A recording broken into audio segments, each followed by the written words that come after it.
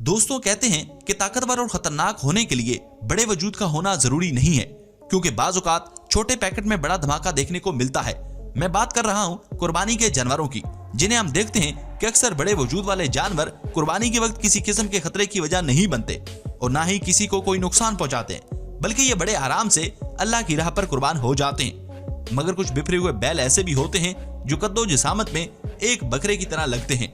मगर ये जहां भी जाते हैं इनके सामने हर किसी की टांगें कांप जाती हैं और हर कोई अपनी जान बचाकर इनसे दूर भागता है। तो दोस्तों आज की वीडियो में मैं आपको पाकिस्तान के सबसे खतरनाक और शूटर बैल दिखाने जा रहा हूं, जिनकी रस्सी पकड़ना अपनी मौत को गले लगाने के बराबर है। तो चलिए वीडियो शुरू करते हैं, मगर उससे पहले नए आने वाले दोस्तों से दरखास्त है कि एनिमल्स वैली को सब्सक्राइब करते हुए साथ मौजूद बेल के आइकन को भी दबा दें। नंबर 1 दोस्तों, सबसे पहले नंबर पर जिस बछड़े के बारे में मैं आपको बताने जा रहा हूं वो देखने में भला ही छोटा लग रहा होगा, मगर इसके कारनामे देखकर आप भी हैरान रह जाएंगे। दरअसल कराची की एक मंडी में जब कुर्बानी के जानवरों की अनलोडिंग चल रही थी तो तभी अचानक इनमें से एक बछड़ा काफी अग्रेसिव हो जाता है। वो ट्रक से उतरने के बाद व्यापारी पर चढ़ जाता है। इस बछड़े को देखकर ऐसा लग रहा था मानो जैसे इसे व्यापारी पर गुस्सा है कि अभी तो मेरी उम्र भी नहीं हुई और तुम मुझे बेचने के लिए मंडी ले आए हो, और इसी वजह से ये उतरते साथ ही सीधा व्यापारी को टक्कर मारकर इसे गिरा देता है और इससे अपना हिसाब बराबर कर लेता है। लेकिन दोस्तों इसके बाद व्यापारी अपनी बेइज्जती का बदला लेने के लिए इस बछड़े को डंडे के साथ मारता है और ऐसे ही इस व्यापारी और बछड़े के दरमियान कुछ देर लड़ाई चलने के बाद यहाँ मौजूद लोग इस बछड़े को पकड़कर रस्सी के साथ बांध देते हैं। मगर इस सब के बावजूद ये बछड़ा थोड़ी थोड़ी देर बाद लोगों को अपने गुस्से का इजहार करता रहता है।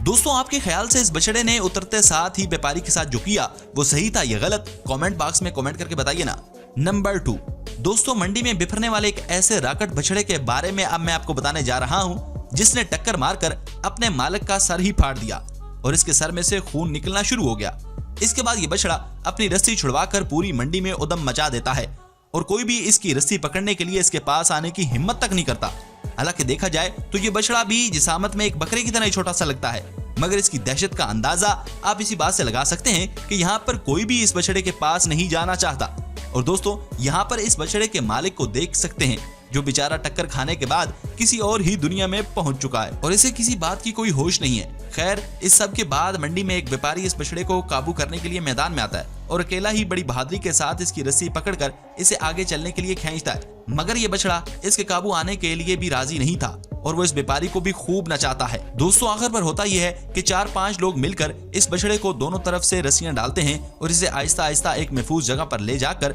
बांध देते हैं। नंबर 3 दोस्तों अब बारी है कराची की नादरन बाईपास मंडी में होने वाले एक हादसे की, जहां अनलोडिंग के दौरान एक बैल काबू से बाहर हो जाता है। दरअसल यहाँ हुआ कुछ यूं कि मंडी में माल उतरने से पहले बहुत से लोगों का हजूम इस माल को देखने के लिए मंडी में आया हुआ था और इस हजूम में ज्यादातर नौजवान लड़के थे जो कि बैलों की अनलोडिंग के दौरान बहुत ज्यादा शोर मचा रहे थे, जबकि व्यापारी और इंतजामिया के लोग इन लड़कों को शोर मचाने से काफी मना कर रहे थे, मगर ये लोग बाज नहीं आ रहे थे। असल में दोस्तों शोर की वजह से अक्सर मंडी में मौजूद जानवर डर जाते हैं और काबू से बाहर हो जाते हैं, जैसा कि यहाँ पर भी हुआ कि इन अनलोडिंग के दौरान एक बछड़ा शोर से डर कर ट्रक से नीचे छलांग लगा देता है और सीधा मुंह के बल जमीन पर गिरता है। इसके बाद इंतजामिया के लोग इस बछड़े की रस्सी पकड़ते हैं, मगर इसकी रस्सी टूट जाती है और ये लोगों को टक्कर मारता हुआ यहाँ से भाग जाता है। दोस्तों जो लोग शोर मचा रहे थे वो इस बछड़े को खुला देखकर अपनी अपनी जान बचाकर भाग रहे थे। खैर थोड़ी दूर जाने के बाद लोग इस बछड़े पर काबू पा लेते हैं और शुक्र है अल्लाह का कि इस हादसे में कोई जानी नुकसान नहीं होता। तो नाजरीन आपको ये वीडियो कैसी लगी कमेंट बॉक्स में कमेंट करके बताइए ना। Thanks for watching.